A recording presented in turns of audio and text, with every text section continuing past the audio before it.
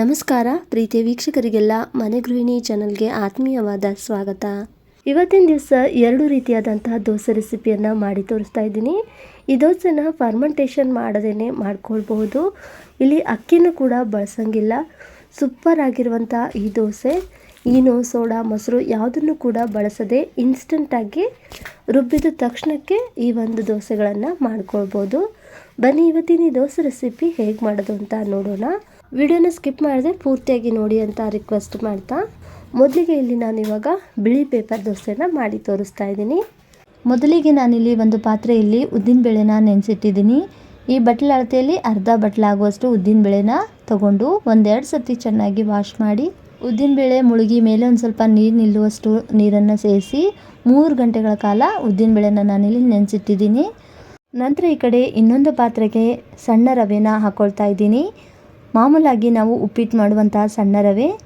ಯಾವ ಬಟ್ಲಿನ ಅಳತೆಗೆ ನಾನು ಉದ್ದಿನಬೇಳೆನ ಅರ್ಧ ಬಟ್ಲಾಗಷ್ಟು ನೆನೆಗಿಟ್ಟಿದ್ನೋ ಅದೇ ಬಟ್ಟಲಿನ ಅಳತೆಗೆ 3 ಬಟ್ಲಾಗುವಷ್ಟು ಸಣ್ಣ ರವೆನ ಹಾಕ್ಕೊಳ್ತಾ ಇದ್ದೀನಿ. ಸಣ್ಣ ರವೆ ಬದಲಿಗೆ ನೀವು ಚಿರೋಟಿ ರವೆ ಕೂಡ ಯೂಸ್ ಮಾಡ್ಬೋದು. ನಂತರ ಈ ರವೆಗೆ ನಾನಿಲ್ಲಿ ನೀರನ್ನು ಸೇರಿಸ್ಕೊಳ್ತಾ ಇದ್ದೀನಿ.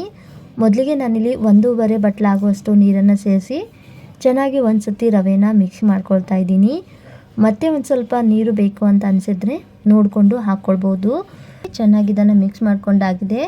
ಇಷ್ಟಿದ್ರೆ ಸಾಕು. ಒಟ್ಟಾರೆಯಾಗಿ ನಾನಿಲ್ಲಿ ಬಳಸಿರುವಂಥ ನೀರು 1.25 ಬಟ್ಲಾಗುವಷ್ಟು ನೀರನ್ನು ಬಳಸಿ ಚೆನ್ನಾಗಿ ಮಿಕ್ಸ್ ಮಾಡಿಕೊಂಡು ಒಂದು 6ರಿಂದ 7 ನಿಮಿಷಗಳ ಕಾಲ ರವೆನ ನೆನೆಯಲು ಬಿಡ್ತಾ ಇದ್ದೀನಿ. ಒಂದು 3 ಗಂಟೆಗಳ ಕಾಲ ಉದ್ದಿನಬೇಳೆನ ನೆನೆಸಿಟ್ಟಿದ್ವಲ್ವ, ಉದ್ದಿನಬೇಳೆ ನೆಂದಿದೆ ರುಬ್ಬೋದಕ್ಕೆ ತಯಾರು ಮಾಡ್ಕೊಂಡಿದ್ದೀವಿ ಅಂದಾಗ ಒಂದು 6ರಿಂದ 7 ನಿಮಿಷಗಳ ಮುಂಚೆ ಈ ಒಂದು ರವೆನ ನೆನೆಯಕ್ಕಿಟ್ರೆ ಸಾಕಾಗುತ್ತೆ. ನೋಡಿ, ಇವಾಗ ರವೆ ಕೂಡ ಒಂದು ಸ್ವಲ್ಪ ನೆಂದಿದೆ. ನಂತರ ಈ ಕಡೆ ನಾನಿಲ್ಲಿ ಈ ನೆಂದಿರುವಂಥ ಉದ್ದಿನಬೇಳೆನ ಒಂದು ಮಿಕ್ಸರ್ ಜಾರ್ಗೆ ಹಾಕ್ಕೊಳ್ತಾ ಇದ್ದೀನಿ. ಮತ್ತು ಇವಾಗ ನೆನೆಸಿರುವಂಥ ಉದ್ದಿನಬೇಳೆ ನೀರನ್ನೇ ನಾನಿಲ್ಲಿ ರುಬ್ಬೋದಕ್ಕೆ ಹಾಕ್ಕೊಳ್ತಾ ಇದ್ದೀನಿ. ಹಾಗೆಯೇ ಇವಾಗ ಮುಖ್ಯವಾಗಿ ನಾನಿಲ್ಲಿ 2 ಚಿಕ್ಕ ಈರುಳ್ಳಿನ ತೊಗೊಂಡಿದ್ದೀನಿ. ಈ 2 ಚಿಕ್ಕ ಈರುಳ್ಳಿನ ಈ ಥರ ಸಣ್ಣದಾಗಿ ಕಟ್ ಮಾಡಿಕೊಂಡು ಉದ್ದಿನಬೇಳೆ ಜೊತೆಗೆ ಹಾಕಿ ಪೂರ್ತಿ ನೈಸಾಗಿ ಗ್ರೈಂಡ್ ಮಾಡ್ಕೊಳ್ಬೇಕಾಗುತ್ತೆ. ನೋಡಿ, ನಾನಿವಾಗ ಪೂರ್ತಿ ನೈಸಾಗಿ ಗ್ರೈಂಡ್ ಮಾಡ್ಕೊಂಡು ಬಂದಿದ್ದೀನಿ. ಉದ್ದಿನಬೇಳೆ ಹಾಗೂ ಹಾಕಿರುವಂತಹ ಈರುಳ್ಳಿ ಕೂಡ ಚೆನ್ನಾಗಿ ನೈಸಾಗಿ ರುಬ್ಬಿದೆ, ನೋಡ್ತಾ ಇರ್ಬೋದು. ನಂತರ ಇದಕ್ಕೆ ಇವಾಗ ನೆನೆಸಿರುವಂಥ ರವೆನ ಹಾಕ್ಕೊಳ್ತಾ ಇದ್ದೀನಿ. ಮತ್ತು ಇದಕ್ಕೆ ರುಚಿಗೆ ತಕ್ಕಷ್ಟು ಉಪ್ಪನ್ನು ಸೇರಿಸಿ ಹಾಗೆಯೇ ಒಂದು ಸ್ವಲ್ಪ ಸಕ್ಕರೆನ ಸೇರಿಸ್ತಾ ಇದ್ದೀನಿ. ರುಬ್ಬೋದಕ್ಕೆ ನಾನಿಲ್ಲಿ ನೆನೆಸಿಟ್ಟಿರುವಂಥ ಉದ್ದಿನಬೇಳೆ ನೀರನ್ನು ಸೇರಿಸ್ತಾ ರುಬ್ಕೊಳ್ತಾ ಇದ್ದೀನಿ. ಮತ್ತು ನೋಡಿಕೊಂಡು ನೀರನ್ನು ಸೇರಿಸ್ತಾ ರುಬ್ಕೊಳ್ಬೇಕಾಗುತ್ತೆ. ಒಂದೇ ಸತಿಗೆ ನೀರು ಹಾಕ್ಕೊಂಡಿಲ್ಲ ನಾನಿಲ್ಲಿ, ಸ್ವಲ್ಪ ಸ್ವಲ್ಪ ನೀರನ್ನು ಸೇರಿಸ್ತಾ ನೋಡಿ ಪೂರ್ತಿಯಾಗಿ ನೈಸಾಗಿ ರುಬ್ಕೊಂಡು ಬಂದಿದ್ದೀನಿ.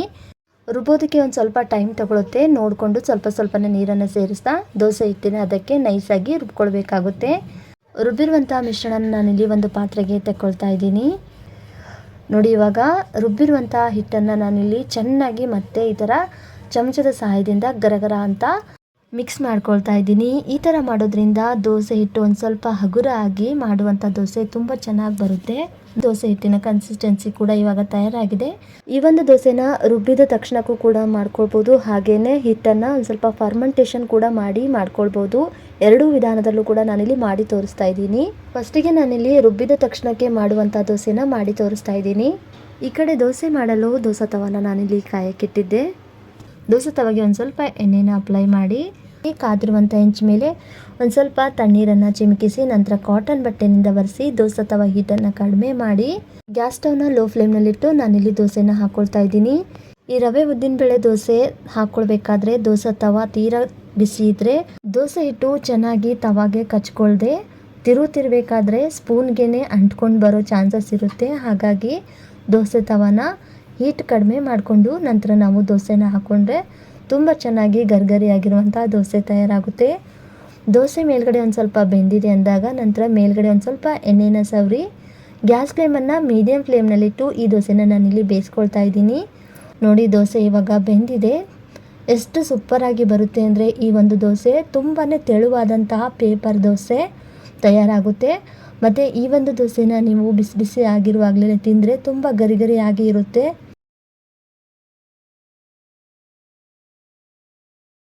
ರುಬ್ಬಿದ ತಕ್ಷಣಕ್ಕೆ ಮಾಡಿರುವಂತಹ ದೋಸೆ ಎಷ್ಟು ಚೆನ್ನಾಗಿ ಬಂದಿದೆ ಅಂತ ನೋಡಿ. ಯಾವುದೇ ಥರದ ಸೋಡಾನ ಇಲ್ಲಿ ಬಳಸಿಲ್ಲ. ಗರಿ ಗರಿ ಆಗಿರುವಂತಹ ಬಿಳಿ ಪೇಪರ್ ದೋಸೆ. ಈ ಒಂದು ದೋಸೆ ಅಂತ ಇವಾಗ ತಯಾರಾಗಿದೆ. ಮತ್ತು ನಾನಿಲ್ಲಿ ಇನ್ನೊಂದು ದೋಸೆ ಕೂಡ ಮಾಡಿ ತೋರಿಸ್ತಾ ಇದ್ದೀನಿ. ನೋಡಿ ಎಷ್ಟು ತೆಳುವಾಗಿ ಈ ಒಂದು ದೋಸೆನ ಹಾಕ್ಕೊಳ್ಬೋದು ಅಂತ. ಆ ಲೈನ್ ಆಗಿ ಹಾಕಿರುವಂಥ ದೋಸೆ ಒಂದು ಸ್ವಲ್ಪ ಲೈಟಾಗಿ ಹೊಂಬಣ್ಣದ ಕಲರ್ ಬರುತ್ತೆ.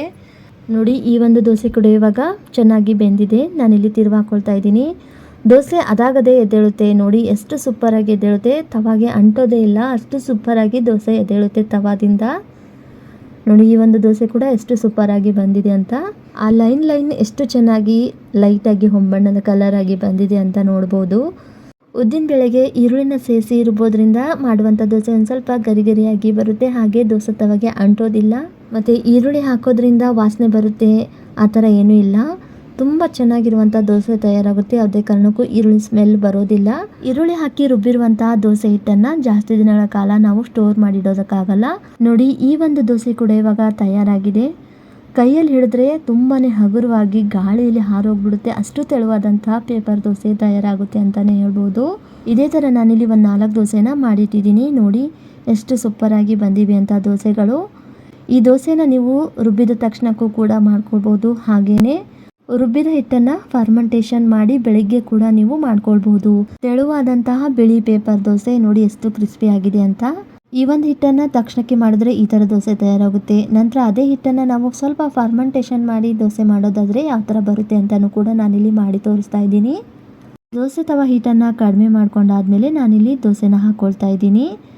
ಗ್ಯಾಸನ್ನು ಲೋ ಫ್ಲೇಮಲ್ಲಿಟ್ಟು ದೋಸೆನ ಹಾಕ್ಕೊಂಡು ದೋಸೆ ಮೇಲ್ಗಡೆ ಒಂದು ಸ್ವಲ್ಪ ಬೆಂದಿದೆ ಅಂದಾಗ ಒಂದು ಸ್ವಲ್ಪ ಎಣ್ಣೆನ ಅಪ್ಲೈ ಮಾಡಿ ತುಂಬ ಚೆನ್ನಾಗಿ ಬರುತ್ತೆ ದೋಸೆ. ತಕ್ಷಣಕ್ಕೆ ಮಾಡಿಕೊಂಡ್ರೂ ಕೂಡ ಅಷ್ಟೇ, ಸ್ವಲ್ಪ ಫರ್ಮೆಂಟೇಷನ್ ಆದಮೇಲೂ ಕೂಡ ಅಷ್ಟೇ ತುಂಬ ಚೆನ್ನಾಗಿ ಬರುತ್ತೆ.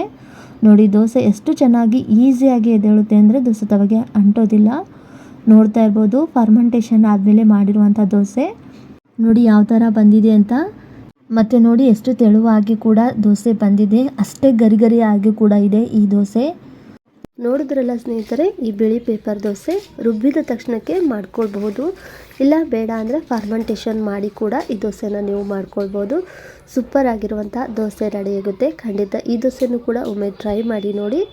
ಈ ದೋಸೆ ಇಷ್ಟ ಆಗಿದ್ರೆ ಲೈಕ್ ಮಾಡೋದನ್ನು ಮರಿಬೇಡಿ. ನಂತರ ಇವಾಗ ಇನ್ನೊಂದು ರೀತಿಯಾದಂಥ ದೋಸೆ ಕೂಡ ಮಾಡಿ ತೋರಿಸ್ತಾ ಇದ್ದೀನಿ. ಈ ದೋಸೆ ತುಂಬಾ ಸುಲಭವಾಗಿ ಮಾಡ್ಕೊಳ್ಬೋದು. ಯಾವುದೇ ಥರ ನೆನೆಸೋ ಅವಶ್ಯಕತೆ ಇಲ್ಲ.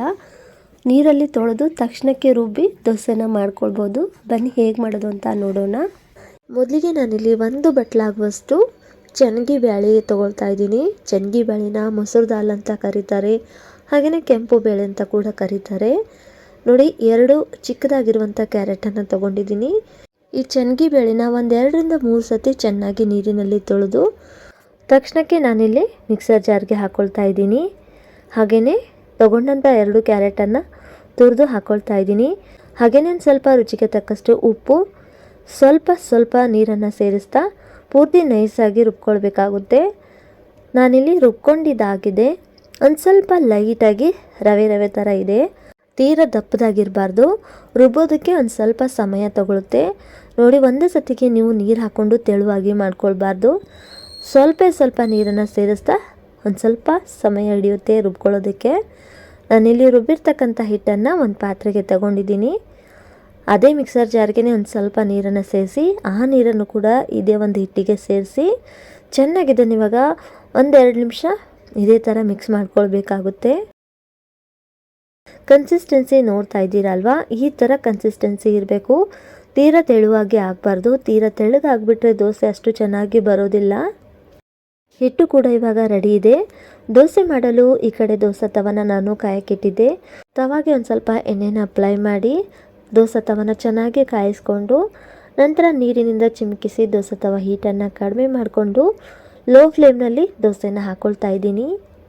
ತೆಳುವಾಗಿ ಬೇಕು ಅಂದರೆ ದೋಸೆನ ನೀವು ಬೇಗ ತಿರುಕೊಳ್ಳಿ. ತುಂಬ ಚೆನ್ನಾಗಿ ಈ ದೋಸೆ ರೆಡಿ ಆಗುತ್ತೆ. ಮತ್ತು ದೋಸೆ ಕನ್ಸಿಸ್ಟೆನ್ಸಿ ಇದೇ ಥರ ಇರಬೇಕು. ಮೀಡಿಯಮ್ ಉರಿಗಿಂತ ಒಂದು ಸ್ವಲ್ಪ ಜಾಸ್ತಿ ಉರಿನಲ್ಲಿ ದೋಸೆನ ಚೆನ್ನಾಗಿ ಬೇಯಿಸ್ಕೊಳ್ತಾ ಇದ್ದೀನಿ. ದೋಸೆ ಮೇಲ್ಗಡೆ ಒಂದು ಸ್ವಲ್ಪ ಬಟರನ್ನು ಅಪ್ಲೈ ಮಾಡಿ ತುಂಬ ಚೆನ್ನಾಗಿ ದೋಸೆ ಟೇಸ್ಟ್ ಬರುತ್ತೆ.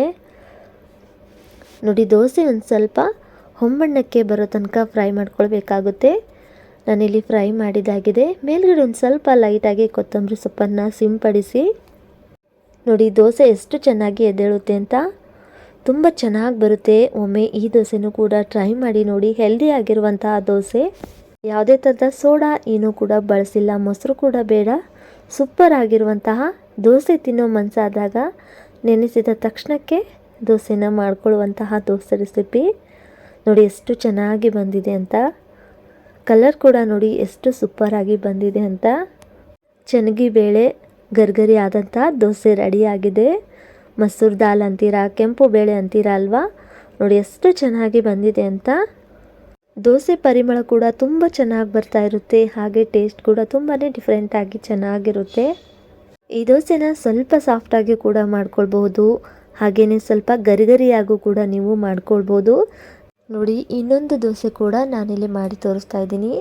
ದೋಸೆ ತವ ಹೀಟನ್ನು ನಾವು ಕಂಪ್ಲೀಟಾಗಿ ಒಂದು ಸ್ವಲ್ಪ ಕಡಿಮೆ ಮಾಡಿಕೊಂಡು ದೋಸೆನ ಹಾಕ್ಕೊಳ್ಬೇಕಾಗುತ್ತೆ. ಇದೇ ಥರ ಹೆಸರು ಬೇಳೆಯಿಂದನೂ ಕೂಡ ನಾನು ದೋಸೆನ ಮಾಡಿ ತೋರಿಸಿದ್ದೀನಿ. ಅಲ್ಲಿ ಹೆಸರು ಬೇಳೆನ ನಾವು ಸ್ವಲ್ಪ ನೆನೆಸಿ ಮಾಡಬೇಕಾಗುತ್ತೆ. ಆದರೆ ಇಲ್ಲಿ ಈ ಚೆನ್ನಗಿ ಬೇಳೆನ ನೆನೆಸೋದೇನೆ ತೊಳೆದ ತಕ್ಷಣಕ್ಕೆ ನಾವು ರುಬ್ಬಿ ಈ ದೋಸೆನ ಮಾಡ್ಕೊಳ್ಬಹುದು.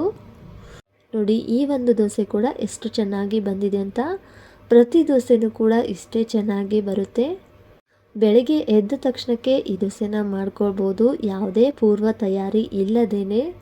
ನೋಡಿ ಬೇಳೆ ತೊಳೆದು ಮಿಕ್ಸರ್ಗೆ ಹಾಕಿ ರುಬ್ಬಿದ್ರೆ ಸಾಕು, ಈ ದೋಸೆನ ನಾವು 5 ನಿಮಿಷಕ್ಕೆ ರೆಡಿ ಮಾಡ್ಕೊಳ್ಬೋದು. ನೋಡಿ ಇವಾಗ ನಾನಿಲ್ಲಿ ಒಂದು ಸ್ವಲ್ಪ ತೆಳುವಾಗಿ ದೋಸೆನ ಹಾಕಿ ಗರ್ಗರಿಯಾಗಿ ದೋಸೆನ ರೆಡಿ ಮಾಡ್ಕೊಳ್ತಾ ಇದ್ದೀನಿ. ತೆಳುವಾಗಿ ಹಾಕಬೇಕು ಅಂದರೆ ಬೇಗ ನಾವು ಈ ಒಂದು ಹಿಟ್ಟನ್ನು ತಿರುಗಬೇಕಾಗುತ್ತೆ. ನೋಡಿ ಈ ದೋಸೆನ ನಾನಿಲ್ಲಿ ಗರ್ಗರಿಯಾಗಿ ಫ್ರೈ ಮಾಡಿದ್ದೀನಿ.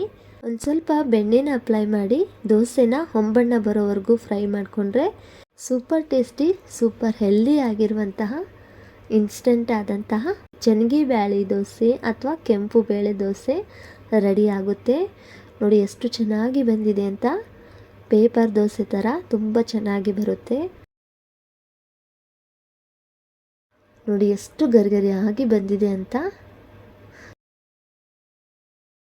ತುಂಬಾ ಗರ್ಗರಿಯಾಗಿ ಬಂದಿದೆ. ಅರೆ ವಾಹ್,